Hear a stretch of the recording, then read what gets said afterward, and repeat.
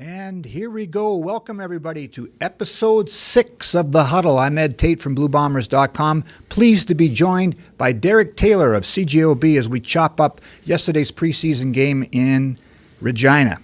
Both of us were there, by the way, and it was a blast to be calling a game and writing about a game for the first time in 2024. First of all, DT, second time already on our show. We've only done 6. You're the clubhouse leader now for all-time appearances. Will there be a five-timers jacket like on Saturday Night Live? So will Steve Martin come in and hand me a five-timers jacket? I don't know about the Steve Martin part, but we can maybe get some jacket or something like that. If you hit the 5, we'll have to consider some lovely gifts for you. Anyway, you can probably come ahead of Kalaris. I'm good. Okay, we usually have an icebreaker segment in this part if we have a player or coach on. So we're going to dump that right now. I do have to ask you one thing though, because we've got a running poll all season long. Do you consider a hot dog a sandwich? Yes. You're the first one. Love it. Yeah. Well, mainly, maybe that's just to placate myself. Like, no, it's just a sandwich. I absolutely do. Okay. Come on. Hamburger is a sandwich. Turkey club is a sandwich. A whole roast chicken between 2 slices of bread is a sandwich. A lot of things could be a sandwich, but I'm on the it is a sandwich. Wow. You're the first one, and it might be the only one, I got to tell you. So what I'm hearing is 2 pieces of bread filling is a sandwich. My great uncle, the Earl of Sandwich, would say yes. He was just trying to keep his hands clean back in the day.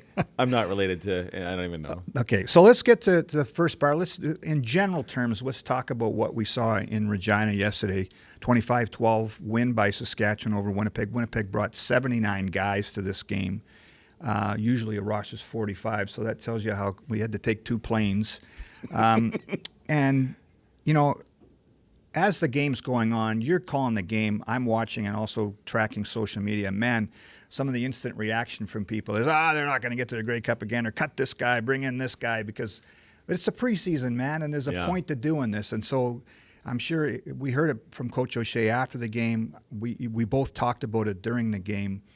The score doesn't matter. It's about evaluating, and I think they got a whole lot of that done. Just give me your first impressions about what you saw and maybe a big picture. Just on the score doesn't matter thing, I was counting. I've now done 8 preseason games in my pro football career calling games. I don't remember the score of any of them. Right? Because I don't even focus on it. Who won, who lost. If Terry Wilson had led a comeback yesterday, okay, that might have been kind of neat, but it's about how the individual plays go for the individual players. And then as I try to forecast the season, how did the starters look? And if something goes bad, maybe I'm bothered by how is the second guy up look. But yeah, the score didn't really matter. They left 11 starters in Winnipeg. I mean, guys big starters. Guys that might have been hurt or guys that just were left at home. Zach Kalaris, Dalton Schoen, Brady Oliveira, Nick Dembski, Adam Bighill, Brandon Alexander, Pat Neufeld, Jake Thomas, Kyrie Wilson, Ian Holm, Dietrich Nichols. Yeah, Keyshawn Johnson isn't running that post pattern free up and down the middle, and Sean Baines not dropping a 65-yarder if that's Dietrich Nichols, right? And and I was just going to say, what's interesting is that we get all wrapped up in who's shining, but sometimes if a guy makes a mistake, but he makes it at 100 miles an hour, or it's just a bust, but they love the guy, then he's not getting cut, right? Because that's an evaluating tool. They'll go in and tell the guy, and he might not ever do it again in his career. So anyway, mistakes aren't necessarily a bad thing in a preseason game, too. It happens, right? It's pro football. As someone, 6 people fell down and Kevin's Clercius had nobody within 30 yards of him, right? It's stuff happens. Ultimately, it was kind of the result I would have expected if you just based on the rosters that came, right? Saskatchewan rolls out its first team with Trevor Harris and looks fine. And then every time you switch, right? Okay, well, they're on 1s when the Bombers are really feel like they're on 2s. So Saskatchewan's on 2s when the Bombers are on 3. It's just, you take it for what it is. So you try to look at individual performances and go, well, how did Chris Strevler look? Who's going to be the third quarterback? Did we notice Eric Lofton at right tackle? I really went to that game trying to look at offensive line and try to figure out, okay, well, who's going to be Jamarcus Hardrick and Jeff Gray? We kind of know the answer to the Jeff Gray one. But how does Eric Lofton look? And then Saskatchewan just starts bringing 7 all the time to put Strevler under pressure. And I left that going, 7 on 6, I feel like you just kind of, you're trying to hold on for dear life. And I don't really get a sense of how did Eric Lofton look, or how did Chris Ivey look when he came in, just because of how Saskatchewan was playing it. So coaches will have a better idea, but I don't see any reason. I'm uncomfortable about options at defensive end were something we were looking for. Options to fill in for Adam Bighill while he's injured, and potentially depth guys, practice roster guys in the defensive backfield. I don't leave there, despite the 2-score loss, I don't leave there going, ooh, I'm particularly nervous about blank. Yeah. The other thing is when you bring that many guys, if someone's they might have it preordained that you're going to get 2 series, you're going to get a quarter and a half. And so just when you start to get a feel for a guy, especially the new guys, you think, wow, and then he's not on the field because they got 3 other defensive ends they want to look at or 3 other offensive tackles they want to look at. So even if you did want to look at Eric Lofton for a quarter and a half, he might not be on the field, right? So again, that's part of the preseason is that they want to try to see as many as they can. Yeah. You said it at halftime when I came on to visit you guys on CJOB, you and Doug. It's kind of a survive the week. If you're a young guy, right? Survive to get to preseason 2. Survive to get to tomorrow's practice in a lot of ways, right? Yeah, absolutely. Because there are cut down days along the way, right? There was the one after rookie camp, which isn't training camp. Okay, well, are you in training camp? Are you 85 plus? Okay, yes. 3rd day of training camp, they cut to 75 plus non-counter. Did you survive that? And now, as Coach O'Shea said in the postgame show, we don't have to do any cuts now until the end of training camp. Totally true, but they always have the option to, because they probably have the idea of, well, you know what, we have a couple of guys who wouldn't mind looking at. So your job's always right at risk, even though they're not obliged to do any cuts.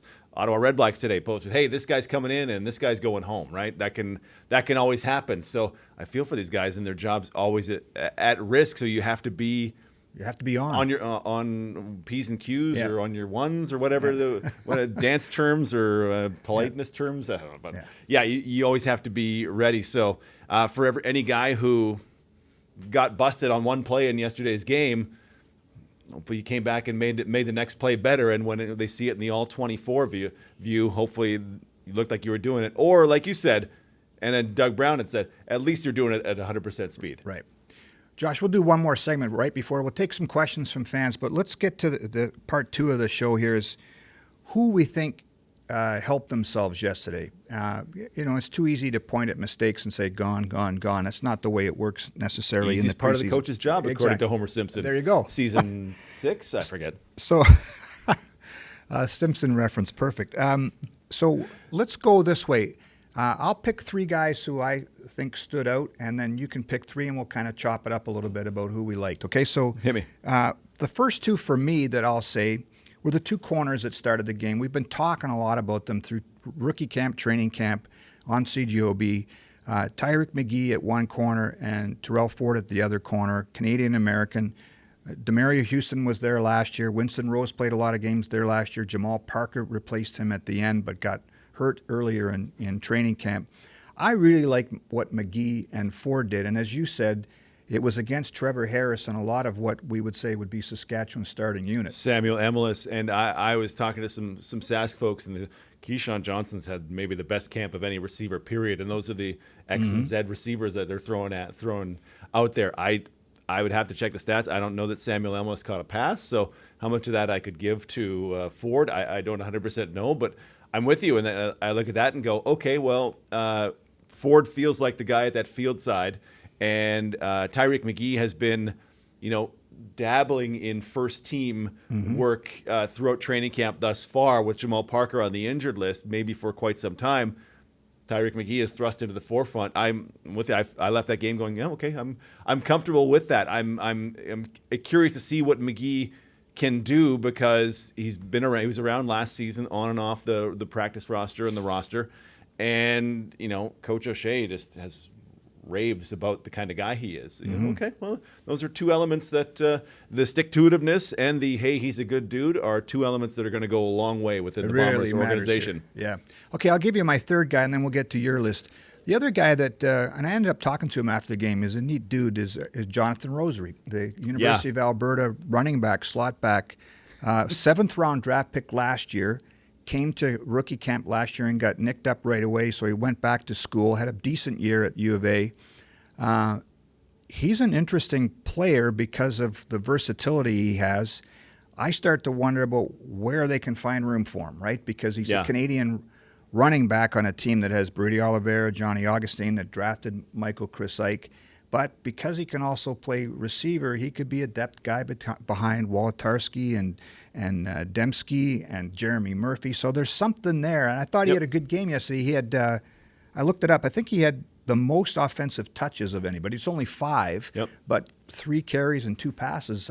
He was pretty productive. I liked him yesterday. Yeah, and he's an interesting story in that his story echoes a lot of Nick Dembski's story. He Rosary was at the University of Alberta. He was a running back for a couple of years, and then Alberta recruited a running back who was going to be a total stud, so they moved him to receiver. Ooh, pardon me. Got that one a little hard. Moved him to receiver. He was in camp as a running back last year. Kyle Walter said, we're bringing him in as a receiver this year. Then they don't have a ton of running backs at camp, so he's a running back and he's a receiver. And you go, look, think of 45-man rosters in the Canadian Football League. They're a little limiting, right? When you could have 53 in the NFL. It'd be great if guys can do multiple things. Well, Nick Dembski is that third receiver to the wide side, and he takes carries from running back. Oh, and he runs the ball on jet sweeps and stuff. You go, okay, well, that's pretty sweet. If you had Brady Oliveira is obviously dominant running back, but they will split him out wide on occasion. Okay, well, there's a couple things he can do. Michael Chrysyk was a traditional running back in this game, fullback tight end as well in training camp. Okay, well, there's multiple things there. Rosary, if we can put him in the slot or we could put him at running back, move him back in. Yeah. Multiple things from multiple people. Best of luck trying to figure out how you're going to defend because Brady in the backfield at I don't know, what does Brady go, 215? Yeah, and, probably. Yeah. He moves bodies. And Rosary, who probably one cut and skitter around dudes. Yeah.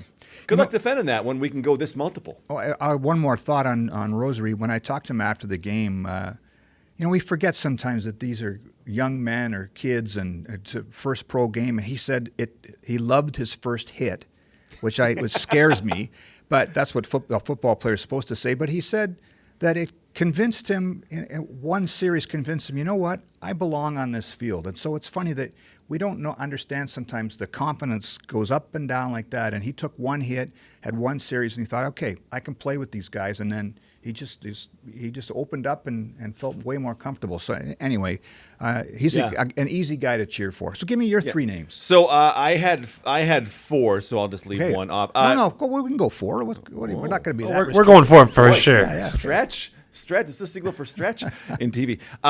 Terry Wilson, number 1. Yep. Terry Wilson had been the 3rd quarterback in camp thus far, and you watched him and you go, 6'3", okay, that's real nice size, about 210 pounds. Not Michael Riley 6'3", but 6'3", and you go, he can move and he can do some designed run stuff. You saw him eventually get out of the pocket, and Saskatchewan's guys could not bring him, couldn't get to him and bring him down. You go, okay, well he's elusive too, and he threw the touchdown to Kevin's Clercius, which is that they're both so wide open that I hope this throw goes well, and dear heavens, let me catch this ball because I'm so wide open, right? But, after kind of a rough first, 3 passes. He was 1 for 4 to start. I looked at it. 1 for 4. Okay, so, rough 3 of the first 4 passes really kind of locked it in. He did. He threw one ball where the defender is shading to the outside, so I have to assume it was intentional, puts it to the inside. The receiver has to go to ground to get it, but that's just preventing an interception. There's 0 chance of an interception going across the middle, and you go, okay, well, that's that looks like a nice throw. So there was, this is all before we get accused of hyping guys too much, because I heard some, you guys were all over KJ Hill. Like, well, everything's in context. Yes. It wasn't against their first team. It wasn't Malik Carney coming off the edge trying to rip his head off, and it wasn't Jameer Thurman, faking blitzing and then dropping back into a zone you don't expect. But for what it was in his first live fire, Terry Wilson was really impressive. And his physical gifts, and again, a guy who's seen a lot of different systems, I feel like, because he went to multiple colleges in his career, never got to Nebraska, but Oregon, Kentucky, New Mexico. I really liked a lot of what I saw in him. And you go, what do the Bombers need? QB3. Yep. Okay, well, here's a chance to grow with you could take a lot from Zach Collaros. You could take a lot of different things from Chris Strevler and make them your own. He finished 10 of the CFL stats. We'll assume that they're correct. 10 of 15 for 115 yards in his quarter and a bit of work, I guess. I like his poise. You and I both talked to him in training camp, and he kind of carries himself like a quarterback, right? You want a little bit of quiet swagger, and he's got that. And, even early, the balls he one-hopped or short-hopped to his receivers, they were the right reads. He just didn't settle in and get it going. I thought he was really impressive, too. Okay, next guy on your list. Chauncey Rivers. Chauncey Rivers had a sack. Tywan Garbutt had a sack as well, but Chauncey Rivers comes with a little bit of NFL experience and a little bit of XFL, USFL, UFL. Last Chance U experience. Whatever. If you've seen that Netflix show, it's awesome. I realized as we were discussing Chauncey Rivers in the postgame show, I have no idea what those spring American leagues are or were or where were the Birmingham Stallions. I don't even know. But Chauncey Rivers, he's a pretty big frame for a defensive end in the Canadian Football League. I believe it's just under 260 they list him at. That's a nice frame. He gets after it. Yeah, exactly. And he got around the edge, and you go, okay, well, I forget which quarterback it was, but we were into the Pipkin. Hone? Jack Cohn? Jack Cohn. It was before Jack Cohn. Pipkin. Shea Patterson is the one I'm trying to come up with. You go, if they were, I forget which quarterback it was, but if it was Patterson, it wouldn't surprise me. And you go, well, that's a mobile quarterback. When you get sasked 3 times this year, it's going to be Trevor Harris, who is not mobile. So there's going to be a little more to work with. And if you line up on that right side, and this is strictly because they just played Sask, you're going to abuse a left tackle who's brand new to the CFL. We might see a little more from Rivers. It's a real race to be that Jackson Jeffcoat defensive end spot, right? Celestin Haba, no reason to think that he can't do it. Garbutt as well. There's 3 candidates for that spot, and there's other guys behind them as well. You go, okay, well, Chauncey Rivers. Okay, I like what you brought in game number 1. Let's see who Calgary brings for game number 2 and how you can deliver in the meantime. You make a good point, because the same reason I was comfortable with what I saw from McGee and Terrell Ford is that you're replacing a guy that we both love in Jackson Jeffcoat. Oh, and when you watch the game, though, like even yesterday or at training camp here, you think they're going to be okay there because of what you saw from Rivers, what you see from Garbutt and Celestin Haba. Okay, next guy on your list. Number 3, we talked about multiplicity within guys on the offense. The Bombers certainly have some of it on the defensive side. There's Brian Cole. It was linebacker last year on that weak side. They want him to move to the dime defensive back spot, but he's been back at the weak side with injuries and stuff. And I've been watching camp, and you go, I wonder. Trey Thomas, number 27, is one. Started off, Thomas and Patrician have been kind of a duo, it looked like, in camp. And you go, okay, well, you just watch him, and he moves really well. I'm not one to diagnose, is he doing the right things as defense? But I watch for athletes and go, okay, well, he is fluid. He's not a big guy. I think he's 205, 207 is listed. Not a big guy, but man, he moves real well. And on the weak side, you're gonna have to come up and make some tackles. 65% of the time, 70% of the time, it's gonna be in the run game. But you're gonna have to get out into the flat and work some stuff. And if they if they look at you and Jordan Younger goes, you know what we might be able to do with him is that's right, a little dime defensive back too. If you could do both of those, oh man, and again, everything is and play special teams. Right. Everything will be and play special teams. Yep. If you could fill a bunch of roles, that's a great bounce for you in trying to make the final roster. He had 4 tackles and a tackle for loss yesterday, and he does. You're right. He gets to where he's supposed to go in a hurry, and you think Jordan Younger and Richie Hall are going to say, we got to find a way to get him on the field somehow if he keeps going, because he was impressive yesterday. Josh.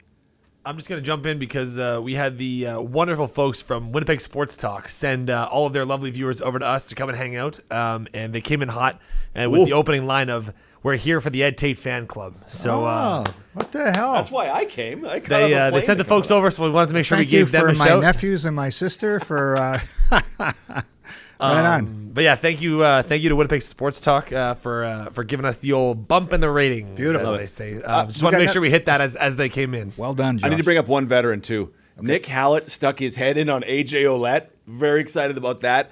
And then he had a tackle, and by all means, correct if I'm wrong, he had a tackle on punt coverage that Yes. that Saskatchewan must have sworn was no yards, because he immediately just bonked, whether it was Dante Myers or whoever. He went, no, he timed that out perfectly. Nick Hallett looked really good out there, and since Brandon Alexander hasn't practiced in camp yet, Nick Hallett is the first guy they have gone to, let's say, at that safety spot. So he looked really, really sharp. When that play happened, I'm in the press box down the hall from you, and it's obviously Regina or Saskatchewan media, and they yell out, "How the hell is that not no yards?" But if you watch the replay, it's almost perfectly timed. Well, it is perfectly timed because he blew the guy up.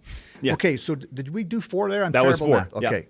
Josh, are we on to the next segment, or do you want to take fan questions We now? could, Sammy, what do you think? You want to do the jersey giveaway now, or do you want to wait for a little bit for that? Okay, here we go. Okay, so we're gonna do the jersey giveaway now. So we got this lovely Willie Jefferson jersey to give away here. And while we Not do autographed, that, is it? Or is it? this one's not autographed today, but it You is can still get it. beautiful nonetheless. You'll just have to come on down to a game at Princess Auto Stadium and Look get at that that. signed at some point. Awesome. So yeah, we're gonna give away the Willie Jefferson jersey, and then as we do that, we're gonna take a couple questions from the chat before we move on. So if you want to enter to win the Willie Jefferson jersey, just put a Jefferson in chat. Question for you, because I had a fan reach out to me last week. They won a jersey. Can you exchange it for a different size? Absolutely, you can. Okay. Yeah, if you win the jersey and you need a different size, you just let them know up in the store and they'll Beautiful. exchange that for you. Right on. But if you want to win the jersey, drop Jefferson in chat. There will be a random winner selected, and while those start rolling in, I'm gonna find a couple of questions here that we can go through. One in chat. This one comes from Scott, and he specifically wants to ask Ed Tait if he thinks he could finish a Walby burger. Oh my God, no! That's bigger than my head, right? There's no way I could finish it if you gave me a week. That's about a week of meals for me. No Yeah. chance. That's a scary thing. I think they should have a doctor on site if you attempt to eat the Walby burger. You need to have a team of medics nearby. That's a good point, Derek. Okay. Walby burger, yes or no? You could finish that. Forgive me, I'm not in the concourse during the game, so though I see the foodstuffs on the big screen, I don't necessarily know. It's an enormous burger. Of I think some it kind. is honestly the size of my head. I mean, someone could break down how many patties it is. It's got onion rings. It's got probably chicken fingers, and it's like, Oh, yeah, that sounds good. That sounds good. So- you could. You are a guy on the road that would attempt that, wouldn't you? This is a story from the road from Calgary last year. I realized I'd never done any sort of eat it and it's free challenge in my life, and I always wanted to because I thought I'm kind of a big eater. So there's a spot in Calgary. They just finished the DeMario Houston interception touchdown game. Bombers win. And Doug Brown and I went out for a bite to eat, and I'm like, you know what? I'm going to do it at this place. They have a burger, and entirely misleading. I'm just saying this right now. I'm still mad about this. It was like I forget what it was. It was 1.5 pounds of ground beef, and it said some pulled pork.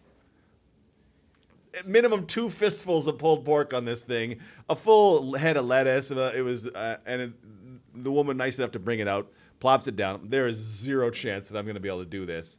I eventually conceded defeat and just started eating the vegetables because that's something you do when you wait get a minute now. in your 40s. And So night game, you decide you're going to do this at 11 o'clock at night. Yep. You probably slept really well. didn't you? I'd never done one before, and Okay. you get to a point, and if you haven't got to this point, bless you, but where you get older, and you're like, I've limited time to ever try this So that again was a because it bucket might list. kill me. Yeah, and it failed miserably. Okay. So if they do bring back the bag of Ariba chips taco, I will house one of those, no problem. You'll be all over that Yeah, one. but the Walby burger sounds like it might be a little too much I'm a delicate flower now at this point in my life. Okay. All right, guys. We got our winner for the Jefferson jersey. So I'm going to announce that right now, and then we're going to do one more question, and then we're going to move on. Sound good? Yep. Okay, wonderful. So thank you, everyone, for typing in the chat. But our winner today for the jersey is Steen Reimer. Stean Reimer. Congratulations. The jersey will be available for you to pick up in the Bomber store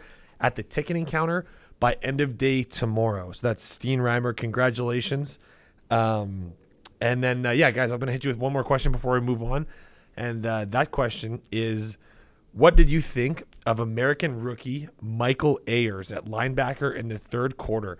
And that question comes from Stephen Ayers. I mean, there must be some kind of connection. I don't know. I'm not sure. But what did you think of Michael Ayers, linebacker in the third quarter? Okay, I'll go first. I don't know. There was 79 guys out there, and look, if I had a take on everybody, I'd be lying. And I honestly, there's guys that popped out, and I honestly, I make full admission, I don't have an honest take on him. I thought his zone drops looked really good. I think here he's we really go. conscious of what was going on. You could see he would peek. He's alert of the waggle. It may not be his responsibility, but I looked at him and go, that's a guy that's looking to help out a teammate, and that's a good teammate. He looked super handsome. His come on. muscles were bulging. Like borderline, what's the superhero in The Boys? Like that? What he's evil, so I hope Steven isn't evil. But looked like one of the guys from The Boys. He'd fit right in with the superheroes there. That's a great scouting report. Yeah, That's a great honestly, take. It's a hell of a lot better than mine. I wish we had a better answer, but there were 150 players in that game, and I remember Ayer's name popping up at one point. But other than the handsomeness and muscles, I don't know for sure. So I would be interested to go back and maybe I CFL Plus and see. Maybe we'll see something next preseason game. Well, first things first, I'll be watching them closely in practice tomorrow because then I'll get a better feel. And then next time I'll be tested, I'll be ready. Yeah. Yeah. Well, okay. Back to you, Ed, to move on. Let's see. Could he eat the Wallaby Burger? Yeah. Can we throw that Probably. out to Mr. to Ayers online there? Could he eat the Wallaby Burger? You got to tell him what's on the Wallaby Burger. If we could find out the ingredients too, by the I'll end of the I'll show. get back to you guys if Okay. Stephen Ayers gets back to us in chat. We need to know what's on the Wallaby Burger, though. If someone could break that down. We got Sam in the studio Okay. on the computer. He's going to look that up for us. Okay, so back to the seriousness for a moment, just for a moment. There's a lot of guys that are trying to make an impression in a preseason game, and the second one, you don't know how many more reps a young guy might get. But let's look at, because there's guys fighting too for starting jobs, not just to be on the roster, but for the starting jobs. You kind of touched at the beginning about at right tackle, and Eric Lofton started there. The other position on the O-line we could talk about is left guard with Jeff Gray not back. Liam Dobson started there. What did you see from those two guys and maybe other guys that are in the battle for right tackle, left guard? Yeah, it kind of washed over it because of what Sask was doing, right? Okay. Yeah, you mentioned that. So many 7-man blitzes coming from Sask, and then Jordan Younger responded with one of his own. I've done that twice now. A lot of 7-man blitzes, which 7-on-6 is just kind of survive. Right, and hope the quarterback knows that this ball is coming out hot. I'm going to get my guy. If I could maybe do a little more, it'd be great to buy an extra fraction of a second.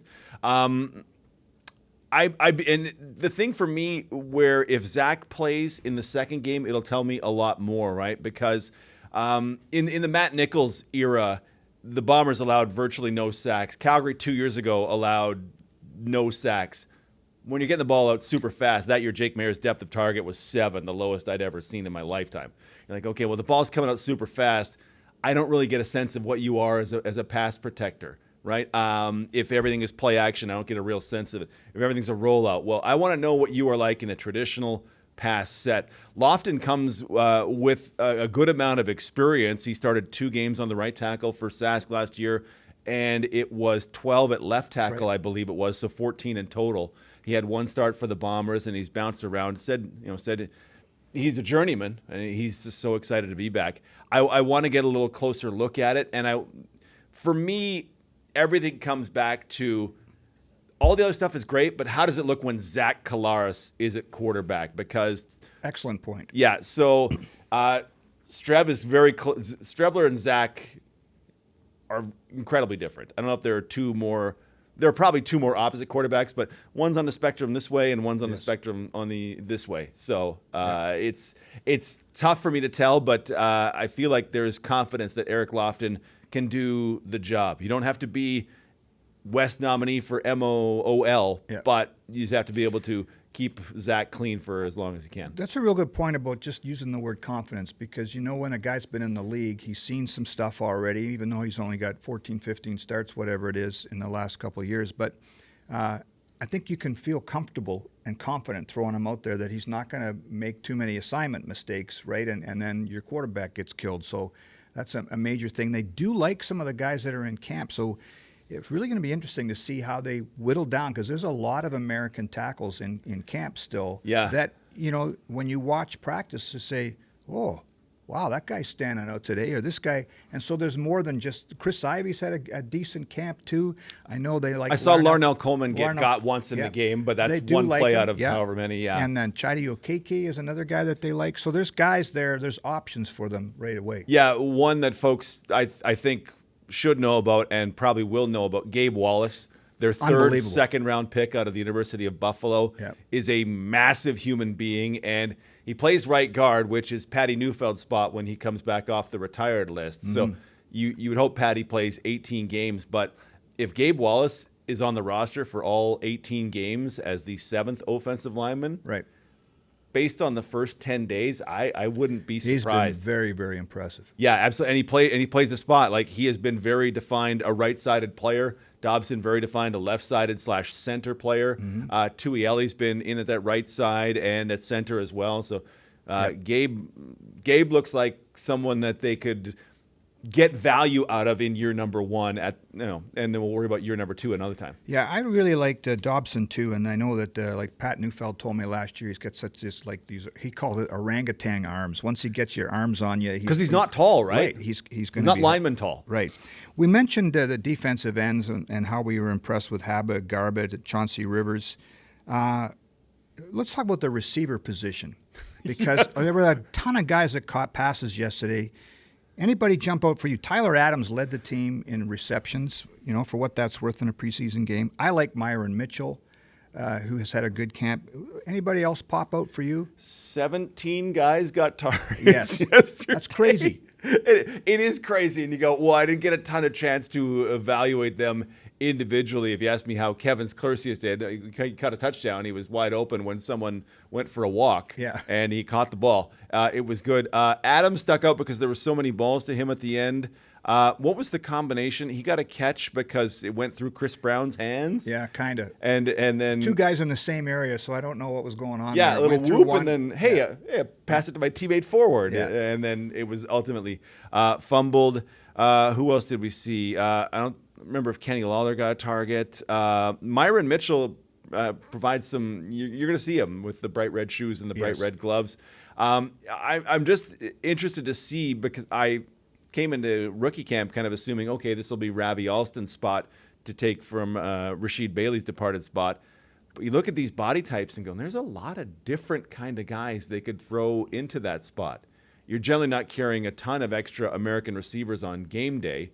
One, if he's your returner, aka like Janarian Grant, but do you want a 6'2" guy? Do you want a 5'10" shifty guy, a guy in a Greg McCrae kind of mold, right? So it was tough to say. Rosary is the offensive player who kind of stood out from further down the depth chart. Case returned a kick. So much of this is just trying to work from plays that you saw right over it, because, like I say, when you start scrolling down the list of stats, 17, I think the final number was. The list was like this. Cut targets. It's crazy. So yeah, it's one of those ones of they cast a real wide net, and hopefully they could focus it in the Kyle Walters, Mike O'Shea, Buck Pierce. Just kind of narrow it down for us in the second one, and we can have better takes on who's going to flourish. But yeah, Myron Mitchell is one guy who rose up into the first team in practice when they released Ravi Alston. So a guy that definitely we'll be keeping our eyes on. Yep. One more spot let's take a look at, the return game, because we've been talking about this for so long. Janarian Grant is not back, so someone's got to step up and grab it. Like, they're not. It's a spot that's going to get filled by somebody. Again, a lot of different guys got touches on punt returns, kickoff returns, missed field goal yesterday. I think the best returner might have been Chris Smith, the running back. But do you put another running back on your roster when they've got so many Canadians there? Did anybody pop for you in the return game? Because there was also. No.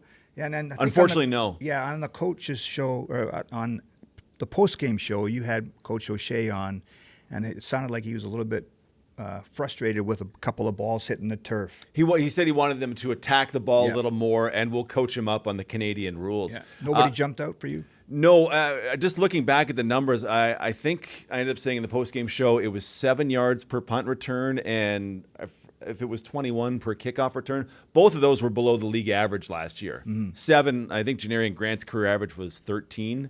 So you go, okay, something there needs to be a little more. Sask's numbers were kind of held down by no yards penalties and stuff like that. And maybe some of that affected the numbers, but nothing particularly stood out. It was again us lamenting, okay, well, there's a big return from the opposing team, unfortunately. Yeah. I wish some of the guys had, but at least what was seemed like a 7 or 8 man competition, maybe it's down to those 4. Right. But yeah, nothing struck me in that one, and because there's so many moving parts and so much to work on in that. So again, we need game number 2, I think, for me to know a little better. Yeah, that probably is going to go right down to the wire. If someone has a really big game against Calgary in the final preseason game, they might lock up that job because, again, we've talked about this in the pregame show, DT. It's really hard to evaluate them when they're just out there catching punts at practice because there's no blockers in front of them, and there's nobody racing down the field trying to take their head off like Nick Howlett did. Yeah, heat-seeking missiles trying to pick Maverick out of the sky, right? And let's face it, there might be the guy that does it in week 1 that isn't going to be the guy in week 2 and 3, and we'll see. If it's a problem area, then they're going to get on the phone and bring in some of these, maybe Janarian Grant, maybe Chandler Worthy, some of these guys that are out there looking for work. Were there 8 or 9 returns in the game between punts and kicks? The one thing I've been half joking saying this in camp, and I was half joking saying it to Doug in advance of the game. Like, just as long as you're catching the ball cleanly, that's the first step. Because when Greg McCrae took that job last year, it seemed like everything had to be double caught, right? Caught. He would catch the ball, but he would rob himself of a tenth of a second, a quarter second, which when 2 guys are moving as fast as they can, ends up being a lot of space and can be the difference between getting a wrinkle and not getting a wrinkle. So the catches that were made appeared to be clean. Yep. But like you say, we need to see it, and you'll need to see it week 1 against Montreal as they come bombing down the field looking to really take you out. Yeah. Okay, let's get to the 4th and final segment of the show. We're going to look at what's next because what's interesting, because the Bombers played this game early compared to other teams in the preseason, they've got a long stretch here now between the 2 preseason games. And Coach O'Shea seemed kind of excited about that yesterday, that he said that at the end of last week, a lot of the new guys were really coming on. And so you play a preseason game. Now they've hit another gear, and you've got this window between now and next week's game against Calgary where you can really, really make better evaluations. Mm-hmm. I'm not sure if they're going to cut guys. What do you expect to see sort of in the rest of this week and in the days ahead to the Calgary game? Yeah, cuts wouldn't surprise me at all. If the coaches went back and went, okay, we saw this in the game and we don't think it's CFL level, we could try something else. Or we could just – there's a certain number – what I came to learn about camp, and bless Coach O'Shea for teaching it to me, whether he meant to or not, was you just need a certain number of bodies in camp, right? You need a certain number of arms, you need a certain number of pass catchers, so that guys can get the work they want and not be totally exhausted. So this week, I expect you're back to practice, and it's those long, grinding 2 practices in 1.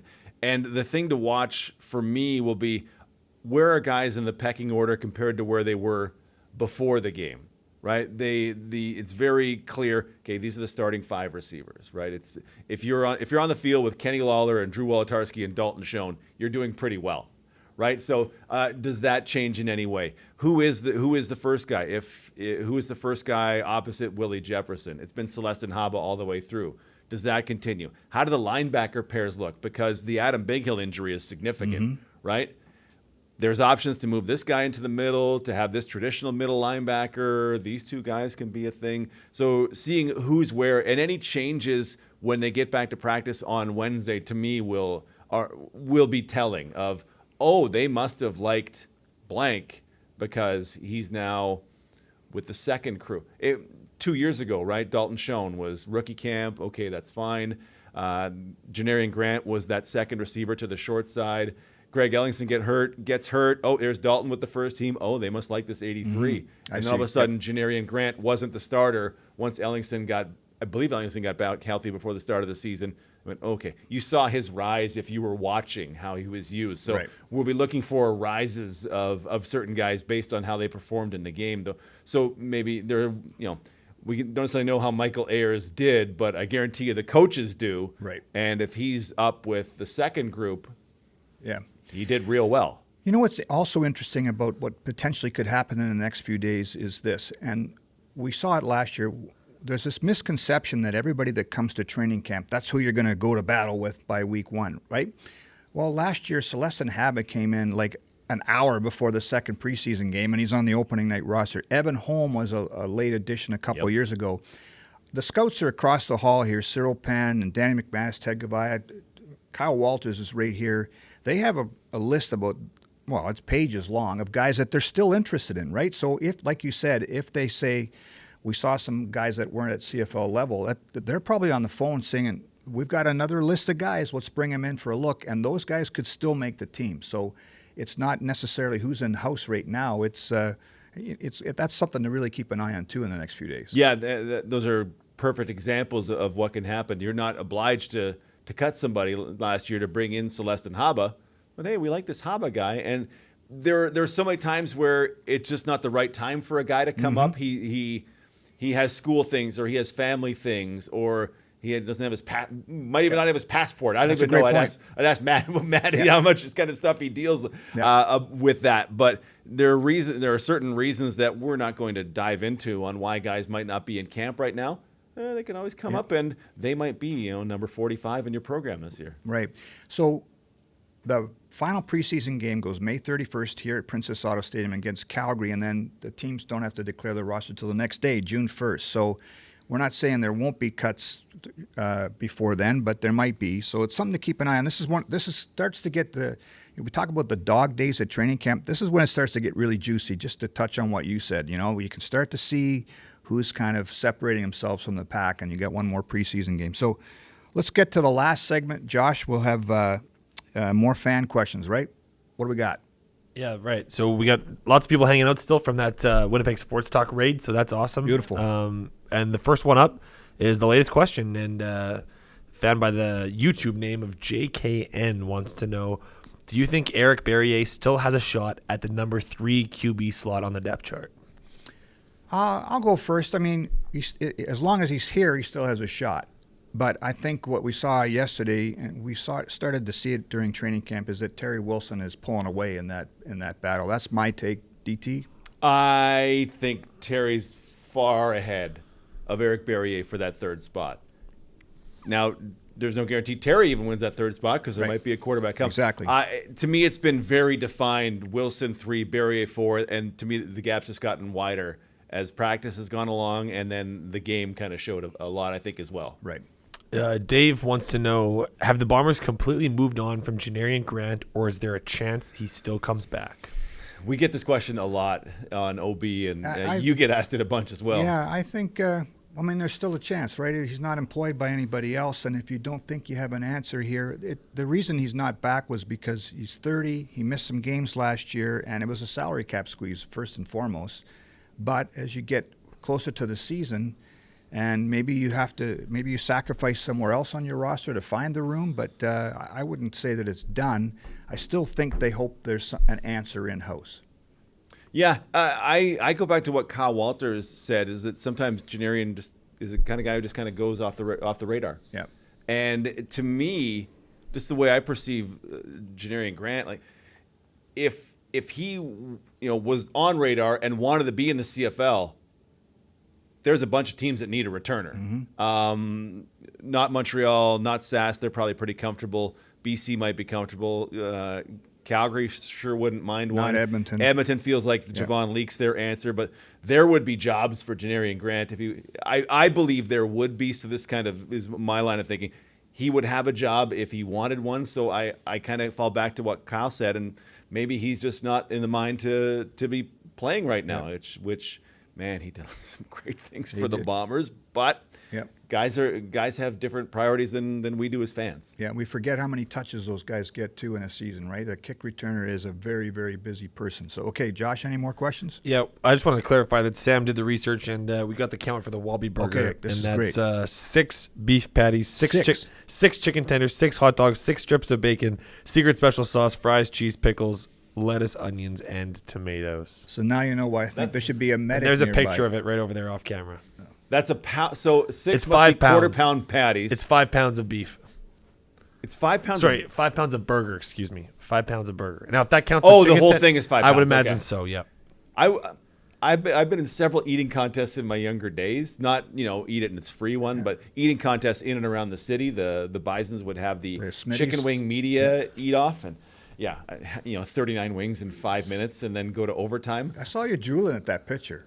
They had a Taste of Manitoba one, and I ate a little over 5 pounds of food in that one. Man, garlic shrimp go down good when they're the 4th pound of food. So again, in my 30s, yes. As I approach a monumental birthday, I would try it. Okay, so if would you're try willing to try it, we'll get a camera there, right? And we'll Absolutely. see if Word we in can chat do is that Huss and Remo did one last year. it. Wow. Each, or they shared one? I would imagine shared. Okay, because And then don't do it before a game, because then someone else will have to step in, maybe. well, I mean, Patty Cox is a tremendous human being. She Yes.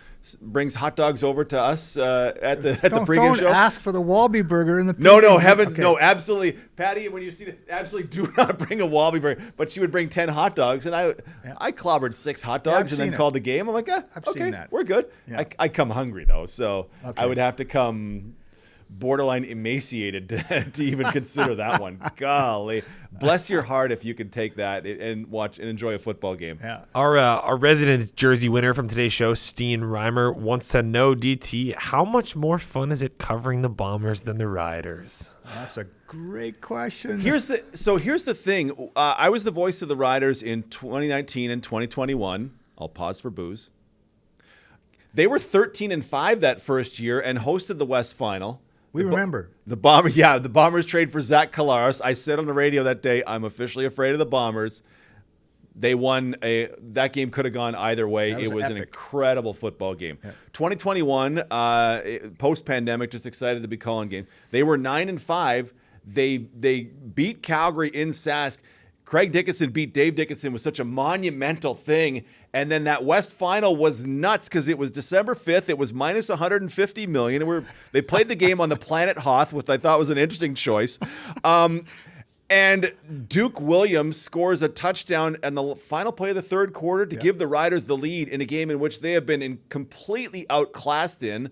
But sports are super weird, and the way better team sometimes loses the game, right? It's like, man, they were exciting when I was there. They fell off in 22 and 23, and then obviously the Bombers were 15-3 and 14-4, and this year they're going to be 12, 13, 14 wins.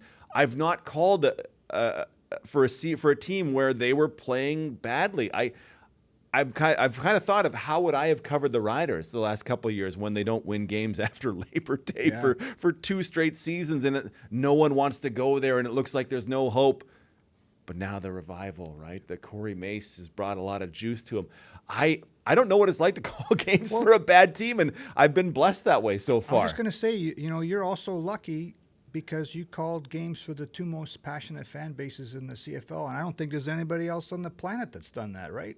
I mean, that's, aside from TV guys, I mean, radio play-by-play voices. Unless Bob did a Riders game and growing up in Regina and we didn't know about it, it's got to be, right? But no, it was. That's pretty cool. It is really neat. I have zero complaints about my job currently. It's easy and yet difficult when they're winning. Right, when they're 15 wins, you feel like, well, can I really nitpick this? Yeah. Really? Right. They're a 15-win team, one of the historically great teams, but you have to. So, yeah, it's my time in Sask was by no means bad, but there's no place I'd rather be than calling games in Winnipeg. We're going to hit a couple more here. I got a couple comments and one more question. First, our resident Stephen Ayers in chat on the Wallaby Burger says, I'll pass. That's a heart attack waiting to happen. We should maybe call it the triple bypass burger. Maybe, yeah. You give way to call and see what he thinks of that. Is there a player? Last year at this time, I was making a Tyrell Pigram burger, a Piggy T burger. Yeah, right. It was going to be Wallaby size with bacon and ham and pork chops and whatever ribs. Is there a player right now that we feel like is deserving of his own food stuff? Is there a young You'd guy? have to go at the old line to see, but I don't know. I feel like Dobson has the personality where he could support a food stuff. We've had Liam Dobson in here to shoot some promo stuff here. He's a special person. He'd be the one that would try it. He's exceptional. Yeah. We have just a couple more here. David says, in the giveaways today, we should have given away a signed DT Mike sock. Well, you could be first in line. We'll get that for the next show. And then to close out the show here, we have our last question, which we might have touched on before, but it'll be interesting to hear what Derek has to say. And Alex wants to know that of all the veterans that have left this year, whose departure do you think will hit the Bombers the hardest, and who is the hardest to replace? We talked about that in the pregame show yesterday. What do you think? About 6 weeks later, what do you think now? We have a tremendous pregame show on 680 CJOB, 2 hours for every game. We may stretch it out for Banjo Bowl this year, just saying. When I look at the landscape of the Canadian Football League and I start naming great tackles, offensive tackles, I come up with 4, maybe 5 names. They're hard to are find. few and far between. And elite tackles in a post Derek Dennis, Sir Vincent Rogers, Joel Figueroa can't get healthy world. Elite tackles are few and far between. So I kind of come with Stanley Bryant and Dejon Allen and Jamarcus Hardrick and maybe Jordan Murray in Hamilton. And then I start running out of names. So to me, it's Jamarcus Hardrick. You and I have had this conversation a bunch. I haven't had it here yet, but for me, so much of the success of a running game is the offensive line, the plays that are called, and then the running backs a little further down. So I think Jamarcus Hardrick is to me the one. Jackson Jeffcoat was on his path to being a Canadian Football Hall of Famer, but to me it's Jamarcus because there just are not a lot of elite tackles. Yep. The scarcity is the big one. You could find receivers to fill Rasheed Bailey's spot. You're not going to find a Jackson Jeffcoat level defensive end, I don't think, but to me, you can more easily find those players than you can elite tackles because the NFL doesn't let them go. And guys go, well, I still have a chance in the NFL. I'm not going anywhere. So in Canada, we have to take American guards and make them tackles, or guys who were 6th offensive lineman tight ends and make them tackles. And you go, okay, these are positions. So the Bombers were blessed for all those years. So to me, that's the one. It's the one I'm going to watch the closest when Montreal is here, and then when they travel to Ottawa weeks 1 and 2. It'd be interesting, too, to see how they might protect themselves by keeping a couple of guys around, too, that maybe not earn that spot but stay because, again, the scarcity of that position, it's just so hard to find. And there's a lot of interesting guys in camp still, and the best offensive line coach in the league, and Marty Costello. So it'd be very interesting to see. Are we good? We're all good. Okay. We got about 100 people hanging out, but we're about ready to wrap up the show. Yeah. Plus, as the season begins, there was a year in when was Jeremiah Masoli mad at me? 2018. As I talk, I realize I have so many stories. 2018. Hamilton had great success. Max protect. We're going to max protect Jeremiah. 7 offense, 7 blockers, and he's going to just hammer the ball down the field. Buck Pierce can, if he doesn't believe that whoever takes that right tackle spot is up to Jamarcus' skill, Tuieli, you're going to be the 6th on that side. MCI, you're going to provide some extra protection. Michael Chris Ike, we started calling him MCI yesterday. Yeah. There's things that Buck will be able to do in that spot that we'll try to keep our eyes peeled for because they loved running out those 6th and 7th offensive linemen last year to absolutely abuse teams in the run game. In the pass game, if you only had 3 receivers and they were Kenny Lawler, Nick Dembski, and Dalton Schoen, that sounds pretty good to me. Yep. So Buck's got a ton of options. Yeah. Hey, well, listen, appreciate you, DT. Thanks for doing this again. As always, you're on your way to the 5-host jacket. Maybe the 5-host burger. Yeah, the five-host Wally burger. burger Okay. when I'm here for I time like number it. 5. I like it I very will much. just sit here and hammer it down while you throw questions at me about why Labor Day went so well in Regina. And we'll have the medics nearby. Oh, man. Listen, again, thanks everybody for joining us every Tuesday at 3 on the Blue Bombers YouTube channel. Don't forget to like and subscribe. Tell all your friends and neighbors. And thanks again for joining us next Tuesday at 3 p.m. And then hit the bell. Hit the bell. Hit the bell. And one more shout out to Winnipeg Sports Talk for the raid and Yes, sending all their viewers appreciate over to us. Thank you for trusting us with your viewers. Right on. And we'll see you next time.